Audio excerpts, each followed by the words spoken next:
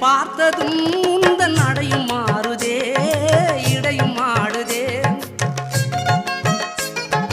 கண்கள் சிவக்குதே கண்கள் என்னை அழைக்குதே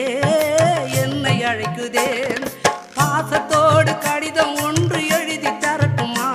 என் இதய வாசல் உனக்கு மட்டும் திறக்க சொல்லட்டும்